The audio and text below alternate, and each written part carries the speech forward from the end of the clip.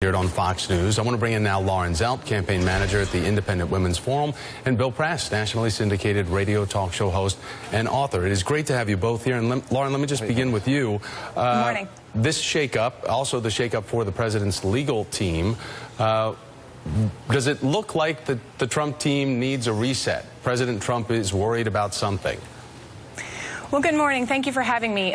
First and foremost, I'd like to say Sean gave me my first job in politics, and I will always be grateful that he took a chance on me. And similarly, I'd like to thank him for serving our country. I think it's important to stop and take a moment and thank those who have stepped forward to serve in any administration for their service. That said, you know, I think yesterday we saw that Mr. Scaramucci did an excellent job in the briefing. You saw tweets from the left, from the right, from the media. Everybody's saying that he did tremendously well. So what I think is that we are looking very well positioned in terms of the White House communications shop to move forward and focus on the issues that matter to the president's agenda.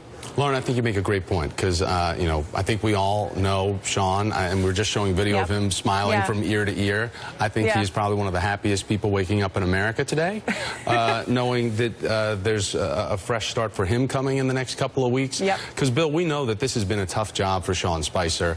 It's been kind of death by 1,000 cuts over trying to deal with a right message from this White House when the president has access to Twitter and creating great distractions. Do you think Scaramucci is going to be able to get that smartphone, iPhone, Twitter account away from the president?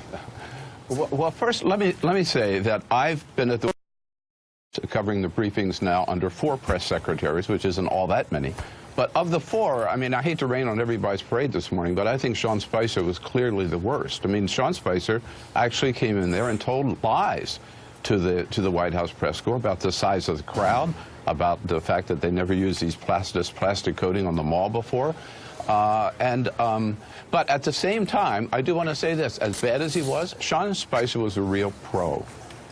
He knows Washington. He knows the press corps. He did respect us. Scaramucci does not. Sarah Sanders does not. I think this shakeup is really bad news for the White House because you've got a couple of amateurs in charge right now.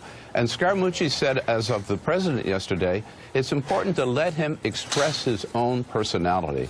But I think we've seen that's a disaster. What you need is somebody who's going to say to President Trump, be presidential. Put the damn phone away. Mooch is not going to do that. Well, everybody, Bill, has been waiting for the pivot. There it is. The pivot ain't coming. I mean, you know, the pivot ain't coming, and we need to, you know, give up the idea of a pivot. This is what we've got. And when we talk about Sean, I mean, you know, from a personal perspective, you know, I think we can all say we like him. From a professional perspective, I think, you know, he had a tough job, and yes, misled and lied to folks trying to frame a narrative that was untrue. But Lauren, when it comes to the activity of the White House now and the open investigation by Bob Mueller and the president, you know, trying to look into getting rid of him and also looking into pardons for himself and his family. How tough of a job does this White House communications team have now? Well, you know, it's not an easy job. You know, being a press person is not an easy job. But what I'm hoping is that Mr. Scaramucci and President Trump can be on the same page. You know, a lot of the stuff that we've talked about has come out of that New York Times interview that the president did earlier this week. What I'm hoping is that Mr. Scaramucci and President Trump can be on the same page in terms of evaluating those opportunities and whether or not they are beneficial for the president's agenda in terms of reforming our health care system and passing tax reform. We have to keep our eyes on the prize in terms of what the people who elected President Trump elected him to do. And that is to make significant changes to our health care system and our tax code. And let's talk about the electorate because, Bill, I want to ask you because we've got, you know, Donald Trump Jr., Paul Manafort, Jared Kushner. They're all set to talk to this committee next week.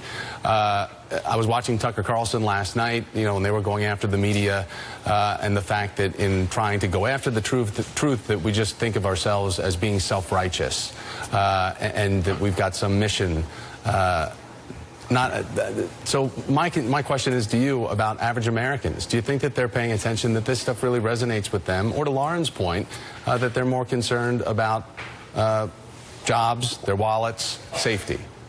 Well, first of all, yes, Americans are most concerned about things that affect them personally, no doubt about it, about their jobs, about their kids' education, about their health care, by the way, about their health care, where only 17% of Americans support this Senate health care plan, and yet this is President Trump's first priority and the Republicans' first priority. You've got to wonder if they're listening to the American people. But let me put it this way, Thomas. I think that it's true. President Trump's base, and he said it best, they don't care if he went on to Fifth Avenue and shot somebody, they would still support him. There is no way, no matter what he does, even an Access Hollywood tape, that he can alienate them. But if you look at the most recent polls, right, the last poll, 40% approval rating, 58% disapprove of his job as president. Same poll, ABC Wash Post. Right. 70% say that he is unpresidential. 41% he ought to say he should be impeached. The American people, I think, are seeing through Donald Trump. Lauren Zelt and Bill Press, great to have you on. I got to leave it there. AM Joy is coming up next, and she's got a big show.